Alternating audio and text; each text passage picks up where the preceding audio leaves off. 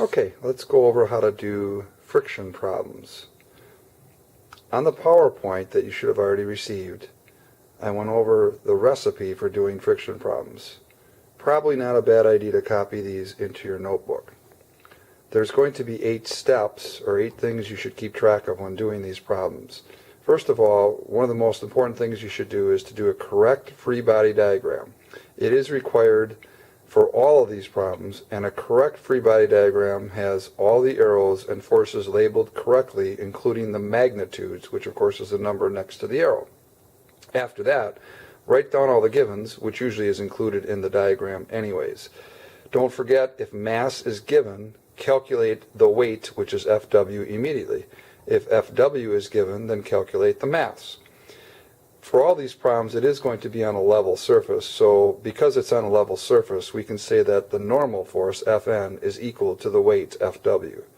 If the problem is actually a constant velocity problem where there is no acceleration, then the frictional force will be equal to the applied force. Don't forget the useful formulas that you're going to use to do these problems. Ff, the frictional force, is equal to mu times Fm. Weight, Fw, is equal to mg. And F net is equal to ma.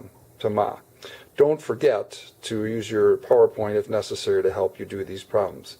One other thing is very important to remember that FF is not the same thing as mu. Alright, let's try a problem. The first problem we're going to do says a 40 kilogram crate is being pushed across the wooden floor with a force of 160 newtons. If mu is 0.3, what is the acceleration of the crate? So for this first problem, it's a crate that actually is being accelerated. So let's go through this problem.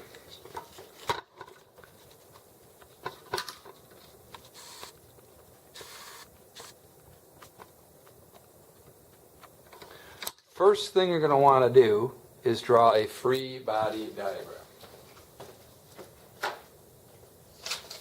Since it's a 40 kilogram crate, the first thing I'm going to do is draw a box. And I always put the mass in the box, 40 kilograms. So mass always goes in the box. After that, I'm going to label the downward force, which is of course weight, which is equal to mass times gravity. And in this particular problem, that's going to be equal to 40 times 9.8. So Fw in this problem is going to equal 392 newtons. Now, since it's on a level surface, we can immediately draw the normal force, which is always going to be equal to the weight, Fw, on a level surface. So that, too, is equal to 392. So normal force is equal to the weight. In this particular problem, it says that we're going to pull the box with an applied force, FAPP, equal to 160 newtons. So we draw the applied force. What we don't know is what is the frictional force. So FF equals question mark. So what are the other things we do know? Well, we know the formula for mu, which is mu equals FF over Fn. If I rewrite that, I can say that FF is equal to mu times Fn. If I plug in my numbers, I have 0.3, which is a given, because mu, we said, was equal to 0.3.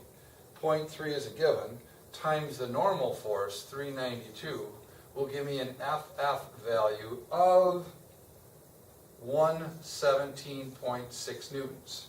I can then take this value and put it into this free body diagram and label it as such as 117.6 newtons.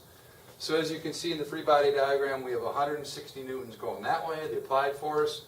We have 117.6 newtons frictional force going this way. Clearly we have more force that way than this way. How much more? All we got to do is subtract to find the net force. F net is going to be equal to F applied minus the frictional force, which would be 160 minus 117.6. So the net force in this problem is equal to 42.4 newtons. Now we're trying to find what the acceleration is in this problem, and we also know that the net force, according to Newton's second law, is equal to mass times acceleration. So if we plug in what F net is, 42.4, and set that equal to the mass, which is 40, and solve for A, we're going to find that A is equal to 1.06 meters per second squared, and that is our answer, so we can square it in, and we are done. Probably the most important thing to do in these problems is draw a correct free body diagram. Remember your formulas. Those will be given to you, the FF equals mu Fn formula, the weight formula, and everything should play out and work perfectly.